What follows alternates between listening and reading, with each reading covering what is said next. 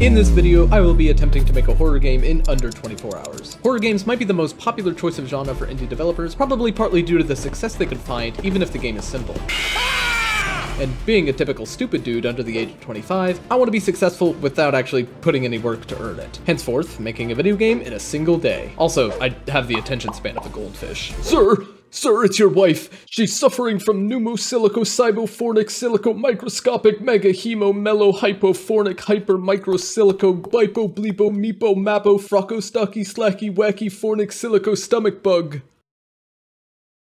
The only thing I did before the 24-hour period was plan out what I wanted the game to be. And the game is simple. You live in a log cabin, and there's a monster in the woods that wants to eat you. He can't get inside, so he will do certain things to sabotage you, like damaging the power box, which shuts off all the lights, forcing you to come outside and fix it. But it's freezing outside, and you must stay warm. There's a fire inside, but the monster will drop snow to put it out, and you must keep it lit. And lastly, the blizzard will occasionally blow the windows open, which will not only keep you from staying warm, but will also create an entrance for the monster to climb into. Hi, how are you? If you survive until the morning, you win the game. Starting the clock with 24 hours left, the first thing I'm going to do is launch Unreal Engine with the first-person template, since I want this to be a first-person game. So first we need a log cabin, so let me just look through my asset packs real quick. Oh, look at that! A log cabin asset pack. It's almost like I chose the environment by looking through the asset packs I already owned. And I'm just gonna use the pre-made demonstration map because y'all know the famous proverb, Shawkat hates environmental design and also he's bad at it. Oh snap, this map has snowfall, and the door is already interactable. This game better be a breeze. Oh, we can't fit. Let's fix up the player dimensions and chop this guy's arms off. Pulling up our list, the first thing I want to do is have the blizzard blow the windows open, since we don't even have a monster yet. Unfortunately, these window meshes are connected to the frames, making them impossible to even open, so I'll have to pull them into Blender real quick to fix it. A quick little incision here should do the trick. Another successful operation from Dr. Shawkat. In Unreal Engine, I'll use the timeline to control the rotation of the windows in lieu of traditional animation, because something simple like this, it really doesn't make a difference. Here's what it looks like in game. Whoosh. I haven't gotten any sound effects for the game yet, so I'm sure when I'm editing I'll spend some good money on some high quality sound effects to make sure it sounds AAA. Next I'll use a timer to randomly open these windows every 30 to 60 seconds or so, but to close them I'll need to create some kind of interaction system. I've made 1,000,001 interaction systems in my life, but that doesn't always mean they're simple. So I might need to stand up for this one. But, when I'm standing up, I can't seem to reach my keyboard! Or can I? Recently, FlexiSpot sent me this EN1 mahogany motorized standing desk. You ever hear that saying, sitting is the new smoking? Come along, Billy. I don't want you catching secondhand sit. But then a standing desk also sounds unappealing because you're a lazy game developer who never exercises. You guys know the feeling. Well, then the EN1 mahogany motorized standing desk is gonna blow your mind because it's adjustable to both sitting and standing heights. It adjusts pretty fast and quietly too, and it can definitely carry a lot of weight. Plus the machine has pre-programmable buttons that remember your preferred heights so you can always get that optimal 90-degree elbow action. The instruction manual did say it requires 2 people to put together, but I'm a big boy and I managed to do it all by myself. In all honesty though, it is important to look after your health, and I would highly recommend a standing desk to anybody who has a job that requires computer work for many hours a day. It has so many health benefits like reducing joint pain, better posture, better blood circulation, and it increases your energy and mood. If you do decide to make the decision to get one of these, it'd really increase my energy and mood if you use the link in the description, because you'd get a high quality motorized standing desk with all these health benefits, and I'll get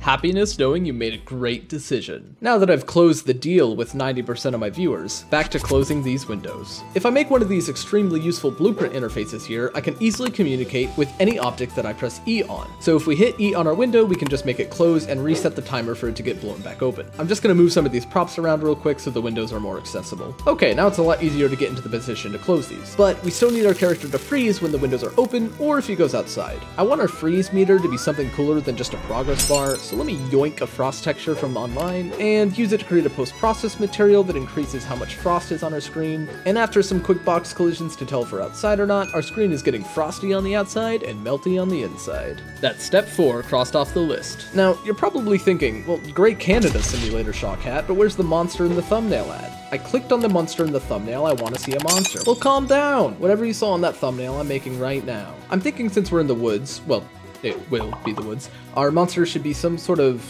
cryptid deer creature. And this is an idea I had all by myself, because of my genius creative mind. Luckily I own another asset pack that includes a deer, but this little dude isn't scary. This guy is my friend. You're my friend now. We're having soft tacos later. In the blender you go, friend. Luckily, this deer is already rigged, so I can just use the bones to morph it into our monster. Now those proportions are nice and cryptid, but I think I can step it up a notch by giving him some teeth. I used a cat for reference, but then I made the teeth extra scrunkly to enforce that extra fear that he's never been to a dentist. And I think I can get this guy looking even creepier by giving him the old Super Mario 64 treatment. And now we've turned our sweet little friend into something of eldritch.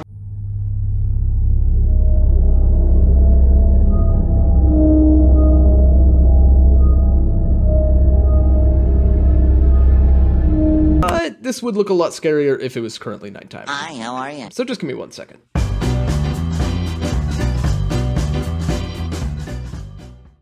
Wow! I'm getting a real big Until Dawn vibe here. It was just a prank, Han. Best horror game ever made, I will not be taking questions. I think I'll continue on this environmental design high and add some extra landscape. There's a reason they say Shawkat hates environmental design. I just throw random crap in there because I have no idea what I'm doing. Like these trees, which I had to grab from a third marketplace asset, despite the thick forest, it's still pretty obvious to see where the terrain ends. So I think I'll approach a retro solution and just add a thick black cylinder to imply that light itself can't pass through the thick brush further on. So that's step 1 crossed off. Let's move on to 2, the power box. But there are no lights in our cabin to turn off yet, nor are there lights in the log cabin asset pack, which means I'll have to add in a 4th asset pack just to get some hanging lights into the scene. Can you tell I'm talking to my teeth? This horror hospital pack has the right kind I'm looking for. And I'll just slip those into our cabin. So glad we're finally done importing all those high gigabyte asset packs. Now let's get a power box into our scene. I've been searching for a while and I can't find a power box, but this storage house asset pack has a generator looking thing and that'll work just fine. If I make the generator into an actor, I can add a function to disable all the lights in the cabin. I'll also toggle the emissive quality of these light bulb materials for a little bit of extra polish. But now our deer creature actually needs to attack this generator. And I think instead of spending a bunch of hard work figuring out how to make this deer hop the fence, I'm just gonna... So let's add a bunch of spawn points, spawn him randomly at one of them, and have him target the generator. Easy peasy lemon pound cake. He looks pretty goofy without animations, and I have no time to make all of them myself, so let's go to every game developer's favorite website, Mixamo. Mixamo allows you to automatically map the current rig to the Mixamo rig, and I'm shocked at how well it worked, considering this is a quadruped animal that I bent, broke, and Frankensteined into an ungodly bipedal malformation of flesh. But it does seem to make the website very laggy, so I'll download the animations real quick off camera and get back to you.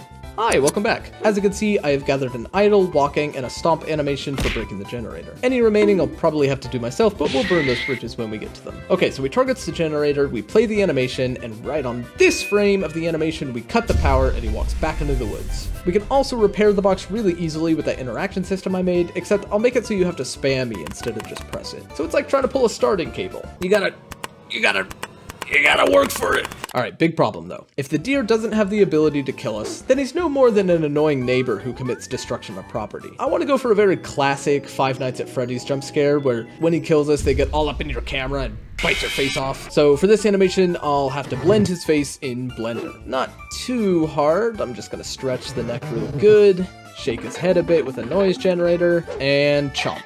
And if we just play the animation when we get too close to our deer, game over. Well, I also am realizing I forgot to update y'all on the time this has been taking so far, and it might not seem like a lot based on the way I edit this, but it's been about 8 hours of work, and it's getting kind of late, so I'm gonna continue this in the good morning. It is now day 2, and I started late, so we have about 6 hours left in our 24-hour deadline. And you know what I'm realizing with my refreshed morning mind? This guy is not intimidating. Ever since I said he's like an annoying neighbor, that's all I can really see. When I'm playing, I just kind of want to invite him inside and work out our differences over a nice cup of tea. But I am not British, so I think instead, I'm gonna completely change how everything works, but I need to keep it simple enough to complete my game in the remaining time. So here's the new plan. Instead of an intelligent creature that sabotages you, I'm switching to a creepier, stalking predator vibe for the deer. So instead of the deer breaking the generator, it breaks down randomly because it sucks butts. Instead of the deer putting out the fire, it goes out over time and you have to collect sticks from outside to keep it lit. The deer now wanders the deep woods where he is no harm to you, but will sometimes sometimes stalk you in the nearby woods, which it will aggressively chase you if you go outside. And if a window swings open, the deer will attempt to climb into your cabin. I'm pretty sure making the generator random should be super easy because I can just reuse the randomness code I made for the windows flying open.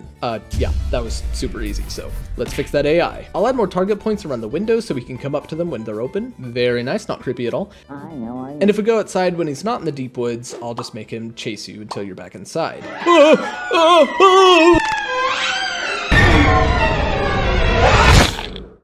Okay, yeah, that's a little bit scarier than what we had before. Oh, and you know what might be good? I think I'll add some rotation to his head bone so he's always looking at you directly. Because, pro tip to horror game developers, there's nothing scarier than eye contact. People ask you what your worst fear is and you say, oh, you know, the dark, clowns, you know, alligators, but no. Think about when you go to a Starbucks and that cashier's looking you in the eye, they're like staring into your soul and they're like, what do you want? What do you want in your drink? What do you want? And you're just like, And yeah, that's AI pretty much done. It's very simple this way, other than climbing through the windows. That's gonna be the hard part. And we have about 3 hours left, so let's make this fire go out real quick. I'll remove this delicious pan of stew so the player doesn't get confused about the purpose of the furnace. And we can fade the fire out over time using the same timer functionality that the windows and the generator uses. And for the visual effect, I'll just fade out the audio, the lights, scale down this fire effect, and reduce the emissive properties of the logs. Yeah, that fire is going out. So yeah, fire goes out and we start to freeze. To give the player incentive to leave the cabin, let's spawn some sticks outside. I don't have any stick models, but I'm kind of tired of importing entire asset packs just for a single model. So I'm just gonna take this pile of logs and there we go, pile of sticks. I'll make it if we walk over one, it adds one to our character, and then we can use our interaction system on the fire. It removes a stick from our player and adds 30 seconds to the fire's lifespan. Okay, 2 hours left, and we still have to make the scariest part of the game, the deer climbing through your window. That's kind of like the part I've been excited about, but also scared about, which is why I'm procrastinating. There's nothing on Mixamo that can be used, so I'm gonna have to make something pretty easy and cheap in Blender, but we don't have a lot of time, so this animation is gonna suck. Okay, if you look at it for more than a second, you can see it's a very poorly made animation, but the players will be too busy screaming their heads off to notice. Also, even though it's not great, it actually took like almost an hour to make, so we only have a little over 60 minutes left. So let me actually play this animation when it approaches the window. Oh, my window blew open. I better close it in this weather. Oh, hello, sir. You must be cold out there. Oh, excuse me, this is private property, and legally you are trespassing. I didn't show myself programming any of it because that's pretty boring to watch, but that actually took the entire remaining hour to set up. So, okay, we've completed the game. Oh, wait, I need to make it so if you survive until morning, you actually win. Okay, we've completed the game. And let me just add a death screen and purchase a bunch of sound effects. Okay, we've completed the game.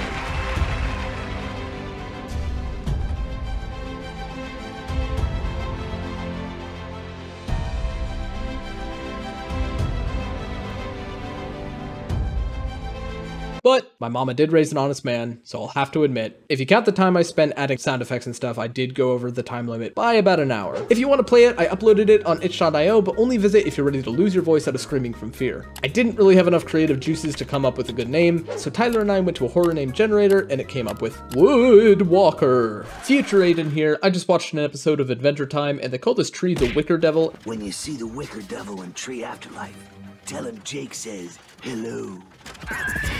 And I thought that was the coolest thing ever, so I'm stealing it. This game is now called The Wicker Devil. Go download The Wicker Devil on itch.io. If this game wasn't scary enough for you, check out my other game I'm working on, Nightly Routine. You'll be frightened about the amount of work I've been putting into that game. And join the Discord.